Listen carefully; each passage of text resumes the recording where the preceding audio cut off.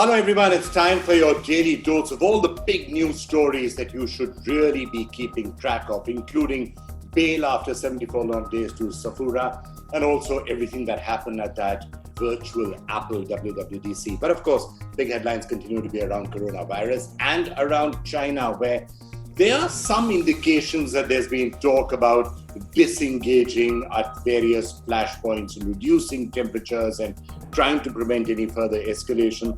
But of course, it's still far from certain as to what the actual details of that would imply. Not just in Galwan, which of course was the biggest flashpoint where we saw all the violence, but also at places like Pangsong So between Finger 4 and Finger 8, which India has always said is Indian territory, but where it seems that there is some Chinese presence out there. So the details of all of this will have to be looked at really closely. And of course, there are still lots of signals that there could be long-term repercussions for everything that's happened, including the government of India now saying that country of origin is something that should be mentioned on many e-platforms, especially the ones that are used for government procurement. And is this going to become a trend that in India we're going to really start looking at country of origin?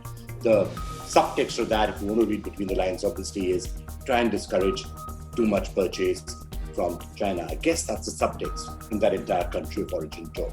But here a quick look at all the major headlines. There was a mutual consensus to disengage in top military talks between India and China on Monday, the army said on Tuesday. The corps commander level talks held between the two sides and which ran for over 10 hours were held in a cordial, positive and constructive atmosphere, news agency ANI reported, quoting the army. The statement further added that modalities for disengagement from all friction areas in eastern Ladakh were discussed and will be taken forward by both sides.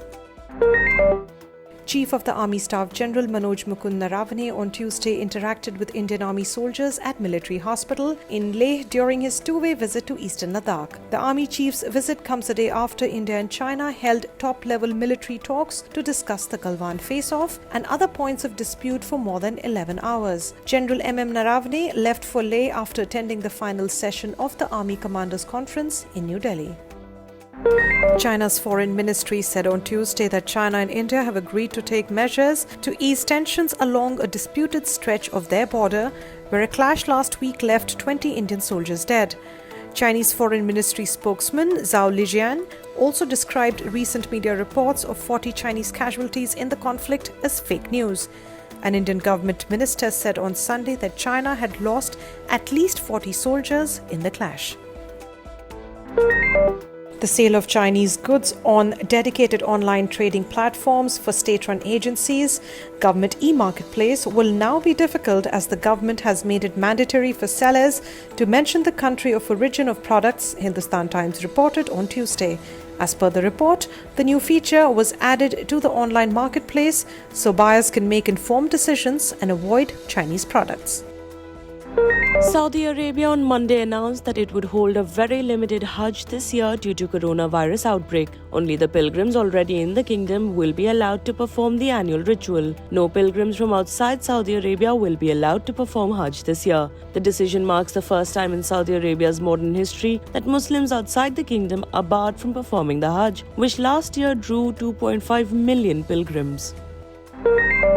Congress President Sonia Gandhi on Tuesday said that the current crisis on border with China is due to the mismanagement of BJP-led government and its wrong policies. Addressing the Congress Working Committee, Gandhi said that mismanagement of COVID-19 pandemic will be recorded as one of the most disastrous failures of Modi government. She also lashed out at the centre over rising fuel prices that have seen 17 straight hikes. Delhi on Monday surpassed Tamil Nadu to become the second worst hit by coronavirus among various states and union territories. As on Monday, the number of coronavirus cases in the national capital stood at 62,655 cases, marginally higher than Tamil Nadu's 62,087. Maharashtra has 135,796 cases, the highest in the country. Even by death count, which stood at 2,233, Delhi is on the second spot in the country. From June 15 to 22nd, Delhi reported over 21,000 coronavirus cases. After being shut for almost 3 months, the outpatient department or OPD services at All India Institute of Medical Sciences in Delhi are all set to resume from June 25th. The OPD services at the institute may initially begin with the follow-up patients and later will be extended to new cases. An official told the Indian Express that the institute is soon going to issue a circular to all the departments. From March 20th, the hospital curtained elective surgeries and a screening area was developed for the patient having symptoms of respiratory tract infections. The medical institute has already been providing teleconsultancy to all patients currently undergoing treatment at the hospital. The Delhi government on Tuesday said that the Lieutenant Governor's order mandating every COVID-19 patient to visit quarantine centres for clinical assessment has put a lot of pressure on people. Deputy Chief Minister Manish Sisodia has written a letter to the LG requesting him to withdraw the order. Sisodia said that the police and administration are pressurizing patients to visit a quarantine centre and that has increased the demand for ambulances beyond capacity.